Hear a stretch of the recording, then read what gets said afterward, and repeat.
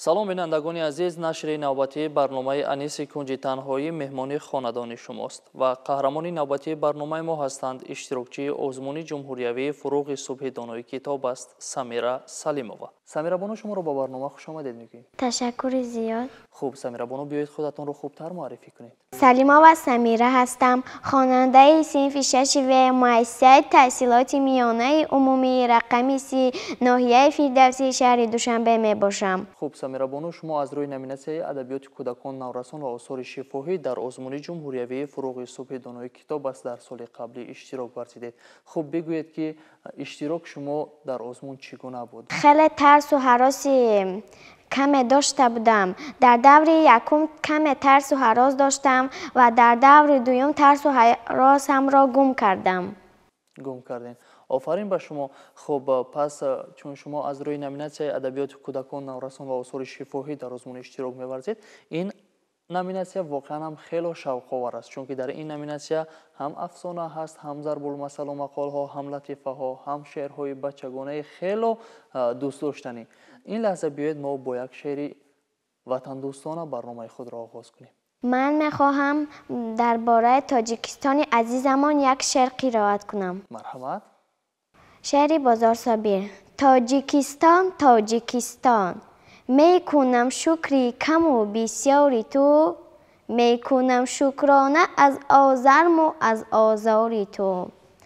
از تو من ثروت نمیخواهم، وطن هستی بس است، با خس و خارت برابر زندگی کردم بس است.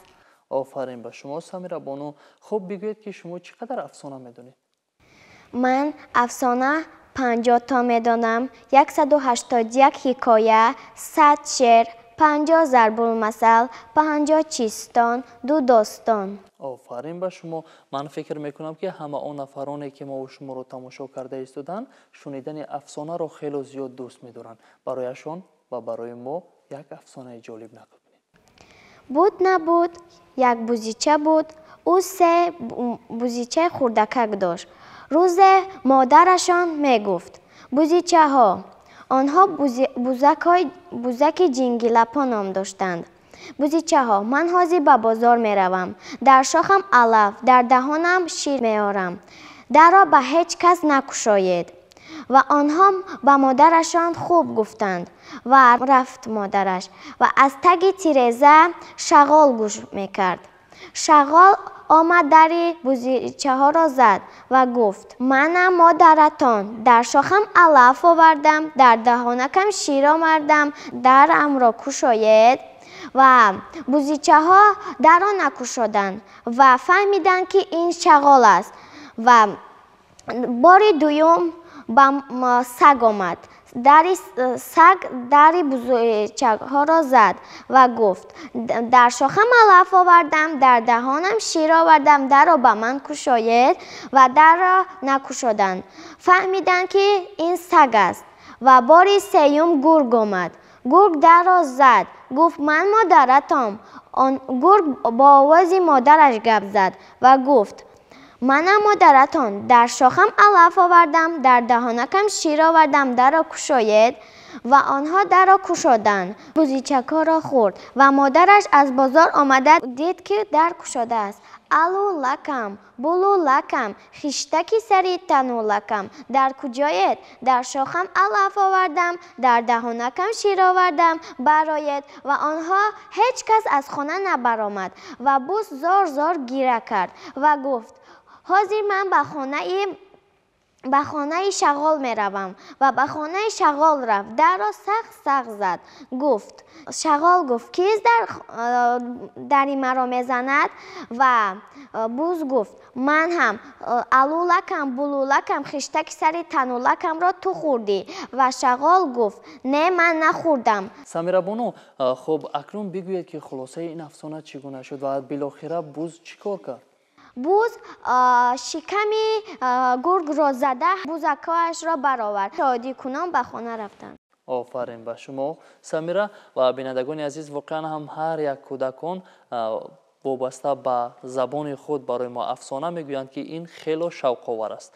اکنون سمیرا بگوید که خب شما چقدر کتاب ها خوانده اید و کتابی دوست داشته شما از ادبیات کودکان نورسان و آثار شفاهی کدام است؟ کتابی دوست داشته من این کتاب می باشد که حکایه ها از کتاب بچگانه عزیز. دو خرسک بشه رفتند.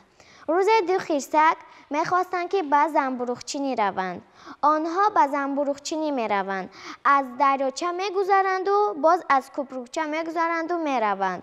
و یکم خرسک می گوید ما یک چیز را فراموش کردیم. چی را فراموش کردیم؟ ما سبد را نگرفتیم. زنبورخ ها را در چی میگیریم؟ و آنها و هر دویشان باز به خانه برگشتند. از کپروکچه گذشتند و از دریاچه گذشتند، باز به خانه رفتند. سبد را گرفتند و بعد به زنبورخچینی رفتند. یکم خرسک گفت باز ما یک چیز را فراموش کردیم. دویم خرسک گفت چی را فراموش کردیم؟ چتر را فراموش کردیم. اگر باران بارد ما در کجا می ایستیم؟ همه جایمان تر می شود. و آنها باز به خانه برگشتند. چتر را گرفتند. سوم بار آنها گذشتند و از کپروکچه رفتند به زنبورخچینی. و یکم خرسک گفت یک چیز را فراموش کردیم. چی را فراموش کردیم؟ مادرمان را خیر نگفتیم و بوسه نکردیم. آنها باز برمیگردند و به خانه می روند. مادر را خیر میگویند و بوسه میکنند. باز از کپروکچه میگذرند و دریاچه میگذرند و میروند و زنبورخچه ها را میچینند و به خانه برمیگردند و آنها را بیریان میکنند و با مادرشان میخورند. آفرین به شما سمیرا بانو، واقعا هم حکایه خیلی جالب. و سمیرا بگوید که راهنمای شما کی است که شما را با آزمون جمهوریوی فروغ صبح دانای کتاب است آماده میسازد؟ مرا بسیار مادرم و معلمه مهربانم که آن حمیدا و فیض‌نیسا نام دارد به من کمک ها کردند و دستگیری های زیاده کردند. خب این لحظه برای مادرتان چه گفتنی دارید؟ با مادرم گفتنی دارم که خیلی می‌ندارم مادری مهربانم که به من خیلی کمک های زیاد کردی و مرا به آرزوهای خود راه دادی و من به مادرم می‌نداری خود را میرسانم. برایشان یک شعر قرائت میکنید؟ گویند مرا چون زاد مادر پیستان به دهان گرفتن آموخت. شبها بری گهواره من بیدار نشست و خفتن آموخت. یک حرف و دو حرف بر زبانم الفاظ نهاد و گفتن آموخت. دستم بگرفت و به پا برد تا شیوری را رفتن آموخت. پس هستی منزی هستی اوست تا هستم و هست دارمش دوست. احسان به شما سمیرا بانو، واقعا هم مادران بزرگ هستند. ما را میسازد که مادران را دوست بداریم و همیشه آنها را احترام کنیم. خب سمیرا شما گفتید که ما را معلمه نیز راهنمایی میکند. برای معلمتان چی گفتنی دارید؟ برای معلمم خیلی مینداری میکنم که به من کمک های زیاد کردن، دستگیری زیاد کردن و مرا توصیه دادن که به کتابخانه ملی جمهوری تاجیکستان روم و این کتاب ها را دسترس نمایم و خوانم. احسان به شما. واقعا هم هر یک فردی که کتابخوان است و کتاب دوست است در جامعه جایگاه خود را دارد و من فکر میکنم که شما نیز میان همسنفان خود یک جایگاه خود را دارید، یک مقام خود را دارید. تحصیلتان در مؤسسه چگونه است؟ خیلی خوب است. خب با بهای چند تحصیل میکنید؟ با بهای 5. احسان میگویم به شما. و سمیرا بانو، خب باز من میخواهم که برای ما یک شعر دیگر قرائت کنید. سحرگاهان که بلبل در نوا شد، گل از شادی شکفت و غنچه شد. شما ای بلبلان باغ مکتب، سحرگاهان نباید خفتر شب. شما هم در نوا آید باید، که تا از باغ منی گل کشاید. سحرگاهان گلستان و دبستان، تراوت بخش باشد چون گلستان. چرا از این گلستان گل نچینید؟ چرا در کنج بیکاری نشینید؟ بیایید ای رفیقان درس خوانیم، به بیکاری و نادانی نمانیم. به عالم هر کسی بیکار گردد، به چشم اهل و عالم خوار گردد. آفرین. یگانه غزل صدرالدین عینی هست که ما را به خواندن تلقین میکند، به تدریس تلقین میکند و احسن میگوییم به شما سمیرا بانو. خب در آخر به همه آن نفرانی که عین حال ما را تماشا کرده ایستادند چی گفتنی دارید؟ به همسالان خودم توصیه میدیم که در هر کجای نباشند به کتابخانه ها روند و کتاب خوانند. خب احسن میگوییم به شما سمیرا بانو. بار دیگر شما را به برنامه خوش آمدید میگیم. رحمت.